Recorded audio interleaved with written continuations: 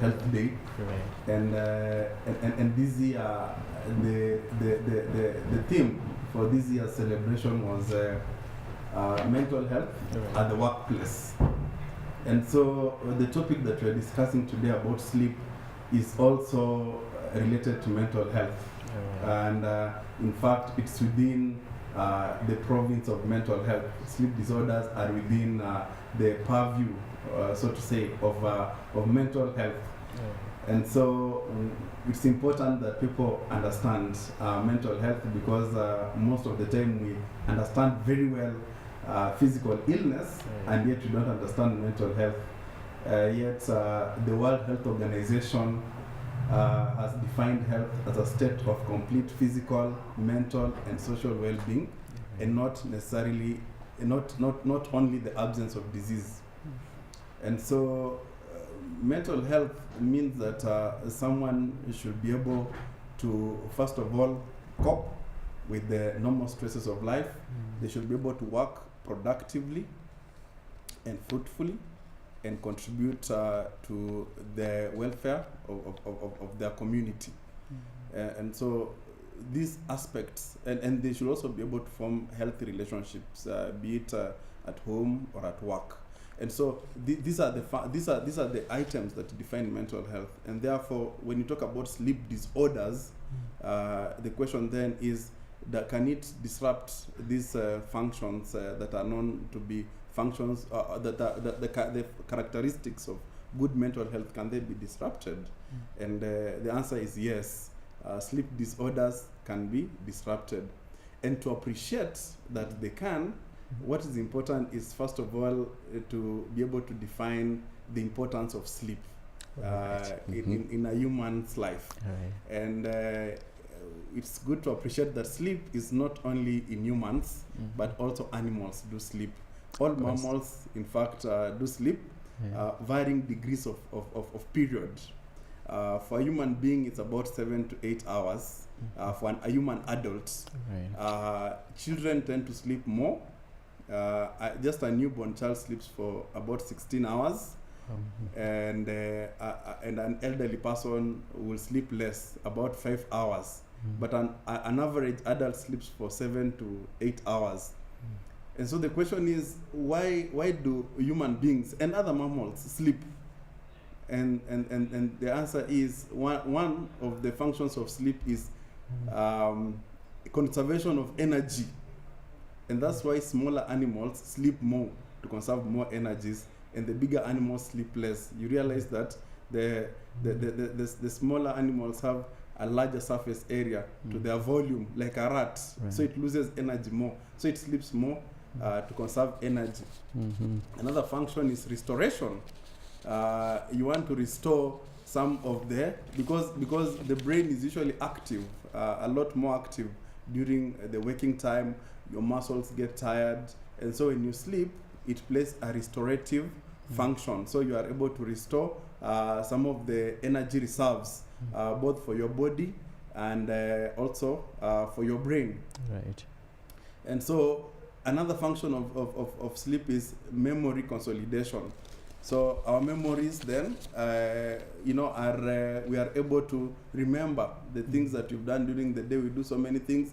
So sleep usually helps us to discard the useless, what we call noise memories, the things that we saw during the day that are not important to us, and consolidate what is important for your survival. So memory consolidation is then very important. And therefore, moving on, you quickly see that then if you lack sleep, then what will happen? So all these things will go wrong. First of all, you'll be irritable, number one. So you'll get annoyed over very small issues that you should just brush over and get over. And so you'll get very annoyed, angry, because you've lacked sleep. You'll also be confused. Okay, you may forget people's names. You may definitely, you may forget direction of places. And you had a moment of disorientation some time back, some minutes ago. Probably, maybe it could be lack of sleep. I don't know, but it's a moment of disorientation. When, where we talk about in terms of person, place, and time. So the day or the time, and people's names, and also direction of places. So someone who has lacked sleep, again, they'll show that. And then they'll have poor memory in general. Their creativity will go down, Right. and their immunity will also decrease, because sleep again is important in immunity. Yeah, right. And so if there's no human being, there's no single human being who can live their life without sleep at all. Yeah. What happens if you stay on without sleeping? Yeah. You will die. That's the final conclusion from research. Yeah. There's no human being currently who has been able to survive without sleeping, because it's very important. It's for immune system. Your body will definitely shut down. Right. And so, in terms of people who have even tried to sleep for the least time, there's only one recorded case of a person who only slept for 1 hour every day and lived up to 80. Wow. But research has shown that anyone who sleeps for less than 6 hours has a high chance of dying within 6 years. Okay. And also lack of sleep can lead to diabetes. For example, if you sleep for less than 5 hours in a day, you are likely to get diabetes. And so it's important for people who are having problems with sleep disorder, they don't dismiss them, because this can greatly affect the quality of their life. In fact, it can reduce their life expectancy. You're right. And so you asked the question about sleep disorder. Is it the right? Yeah, it's fine for just us to use the term sleep disorders. Disorders. Yeah, but yet in sleep disorders there are different classifications, categories. Right. But in general, sleep disorders can be classified into disorders that have to do with either too little sleep, and that's called insomnia, or too much sleep. There's that group of disorders that they have to do with quantity of sleep. All right. And then the second group of disorders have to do with behavior during sleep, weird or what you can call strange behavior or abnormal behavior during sleep. And so that is generally how sleep disorders can be understood. All right. Well then, before we continue, remember to send us your comment or questions through our SMS line. 22162 is this number to use. Remember to begin with the word news. You can also tweet us through our Twitter handle at Y254 News Updates, and the hashtag is Y254 News Updates. Doctor, before we move on, we have another story here. Sleep problems including snoring, sleep apnea, insomnia, sleep deprivation, and restless legs syndrome are common. Good sleep is necessary for optimal health and can affect hormone levels, mood, and weight. So if my director, you could play us that clip of sleep apnea.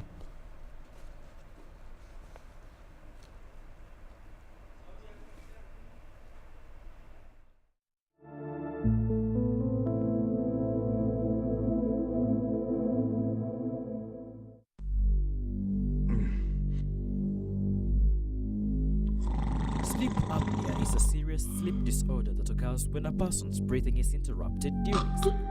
Sleep apnea is a common disorder in which you have one or more pauses in breathing or shallow breaths while you sleep.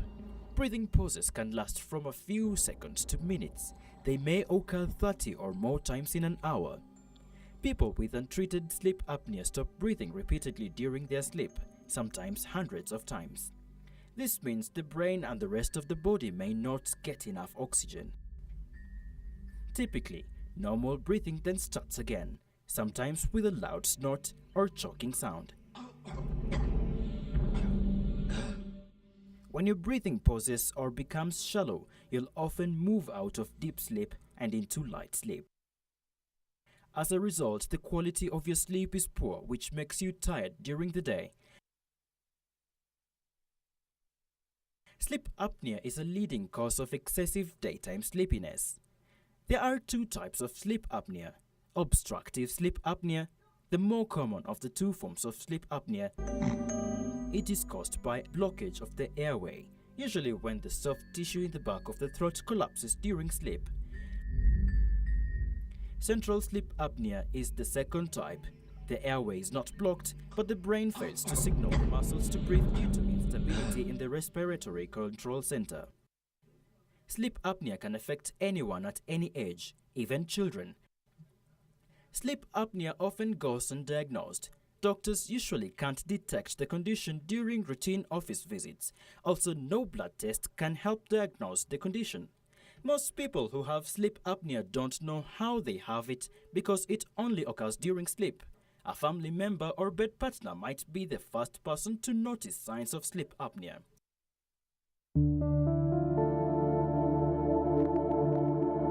Signs and symptoms of sleep apnea include waking up with a very sore or dry throat, loud snoring, although it may not happen every time, and this doesn't mean that everyone who snores has sleep apnea. Occasionally waking up with a choking or gasping sensation, sleepiness or lack of energy during the day, sleepiness while driving, morning headaches, restless sleep, forgetfulness, mood changes, and decreased interest in sex, recurrent awakening or insomnia are other signs and symptoms of sleep apnea.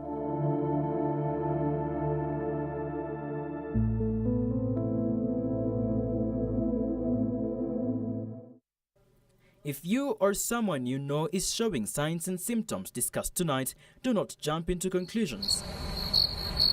Other sleep disorders may have similar signs, and you may need the help of a doctor to make professional diagnosis.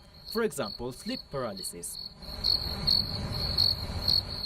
The central symptom of sleep paralysis is being aware but being unable to move during awakening.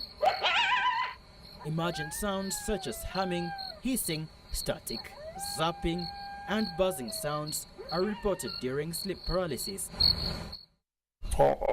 Other sounds such as voices, whispers, and roars are also experienced. The symptoms are usually accompanied by intense emotions such as fear and panic. People also have sensations of being dragged out of bed or flying, numbness, and feelings of electric tingles or vibrations running through their body.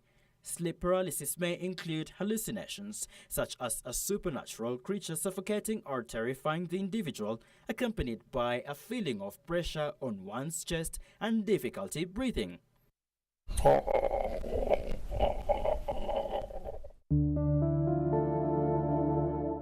Y254 News Highlights, my name is Abdul Razak Ingutia. Well, we must say that that's a very funny but still serious condition out there, doctor. I am surprised. This is how some of us sleep and we don't know. We've seen that it happens to be a condition that can happen to any group, age group that is. So my question is, who are more vulnerable to this condition, the age group that is? Even before, or perhaps I delve into but the answer is that every age group from infants to adults, it's generally common in all age groups. It has more severe consequences in children, because it can again cause death in infants, sudden death, and in fact at this stage I may just say that if you find that your young child is unable to breathe during sleep, one thing that you can do immediately is to place them on their back, and that will help to at least open the airway. And so the condition itself of sleep apnea, basically apnea means inability to breathe. Right. And the process of sleep usually, first we have to know that there are two stages in sleep, two main stages in sleep. So and it's all based on the movement of the eyes during sleep. One stage is where the eyes move rapidly from one direction to another. It is called rapid eye movement sleep. And the first stage of sleep is where there's no eye movement, so it's called non-rapid eye movement sleep. So basically, when someone goes to sleep, the first thing is that there's relaxation. There's decrease in the heart rate, there's your muscles totally go into a state of relaxation, and then you have a decreased rate of breathing. So there's these processes are inhibited by the body. The signals come from the brain, and so usually in sleep apnea there is a excess, what we call excess inhibition of muscles that are involved in breathing. So it's an important function, because generally we say that sleep is itself is important for our relaxation, conservation of energy. So it's about slowing down the processes, but this goes excessively, and so you have a state where someone momentarily does not sleep, but generally the body itself should adjust. Immediately you are not able to sleep, then the body reacts to increased carbon dioxide in your blood. So but in that process also you may end up having some disruption of the sleep. And so it's again a problem that is good that it be assessed, and the doctor to establish that there's no other underlying cause. It has been associated with high weights, and so generally people would be advised to at least lose their weight, and in some cases it gets to improve. But as we watched in the clip, the warning was that it can be because of another condition that is related to sleep, and so people should not self-diagnose. If the problem exists, then it's important that a professional, preferably a psychiatrist, is consulted. Yeah. Doctor, there are many theories behind remedies to these type disorders, and particularly on insomnia. I've heard of so many theories on what you can do to help you maybe find better sleep, or maybe sleep well, that is. I've heard of eating. You make sure you eat well, and to some extent people say you overfeed. Some say drink a lot of water, maybe that will help. And there are those who like sleeping in a room that has music. Now, what can you say about these theories? Are they true, or there are other medications that can help? Okay, first, it's also important we understand that if the condition exists, then there's probably a cause. Right. And if there's a cause, then it's important to treat the cause and not just the symptom itself. Once you jump and start taking medication, already you may miss out on what was causing the problem. All right. And so, in fact, in the management of sleep disorders like insomnia, which is lack of sleep, or too little sleep, inability to fall asleep, or waking up and failing to sleep again, which happens to people, such a condition, there will be different causes. And one of the causes of insomnia, for example, is psychiatric conditions. Let me start with the big one. Psychiatric conditions. So conditions such as anxiety, depression, schizophrenia, bipolar mood disorder, post-traumatic stress disorder. These are conditions that are associated with insomnia, lack of sleep. Another condition will be physical, a wide range of physical conditions that can also lead to lack of sleep, and this could be conditions ranging from things like Parkinson's disease, conditions that affect the lungs such as chronic obstructive pulmonary disease is an airway problem where someone may not be able to breathe due to a chronic illness of the lungs. And so such physical conditions can lead to lack of sleep. And then we have issues to do with the environment. A noisy environment perhaps can also lead to this problem. And some causes, unfortunately, are not known. In fact, one of the causes of lack of sleep is an inheritable condition, genetic, that where someone lives a normal life, then somewhere in the middle of their lives, maybe in the mid-30s and above, they suddenly are unable to sleep at all. That's new. It is fatal. I must agree, that must be new. I've Yeah. never heard of that. Yes, it's called fetal familial insomnia because Oh. it's inherited and Yeah. it's fetal, and it's lack of sleep that just develops. It's an inherited condition, All right. and so as you see, it can be out of many causes, and also another problem could be medications that people take can also lead to lack of sleep. And another reason is simply what we call poor sleep hygiene. And that is so important because when trying to manage these sleep conditions, one of the things we advise is what we call good sleep hygiene. So good sleep hygiene is more important than even medication. It comes ahead as a first line of treatment. Today, if someone comes to me, that is the first thing. And so it's important that at least we educate ourselves on what good sleep hygiene means. And this is simply Before you move on, there's a statement you've said, sleep audition. Could you explain further? The sleep audition, or what have you called it? No, sleep hygiene. Hygiene. Oh, Yes. okay. Sleep hygiene. So sleep hygiene is a number of behavioral practices that are good for sleep. All right. And when applied, they can help to restore sleep where it was lost. Yeah. And which are these behavioral practices? One of them is in terms of the environment. So the room that a person sleeps. All right. Yeah.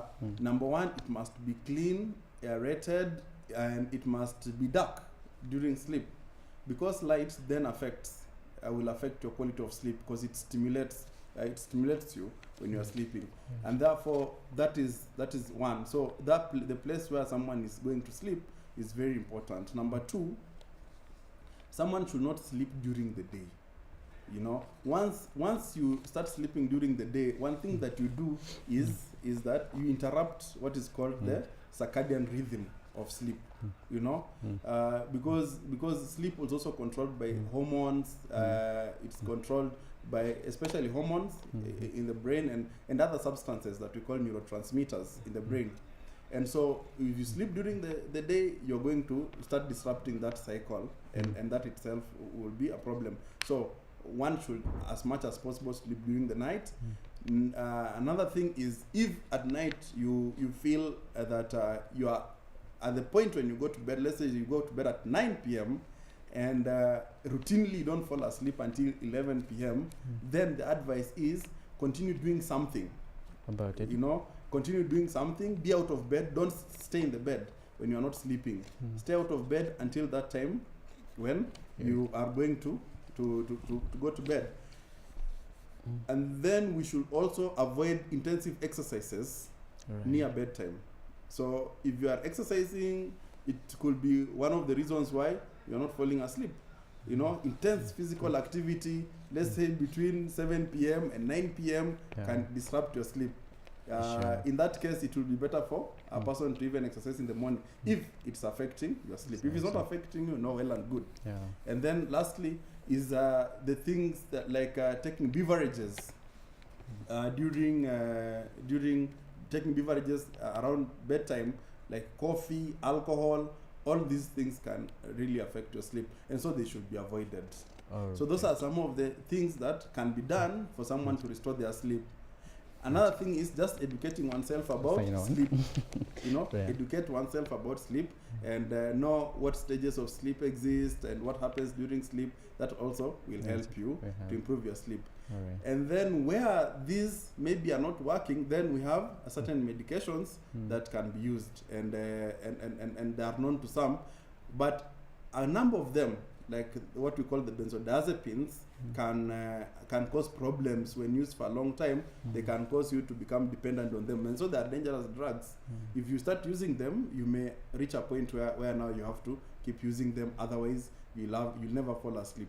And so we have those, but we have others that don't necessarily cause dependence. And so these are issues that can only be addressed by a professional, and people should avoid just going to the pharmacy, telling the pharmacist, I can't sleep. The pharmacist will simply give you the drugs, but those drugs may not be helpful to you. In the long term, they may harm you.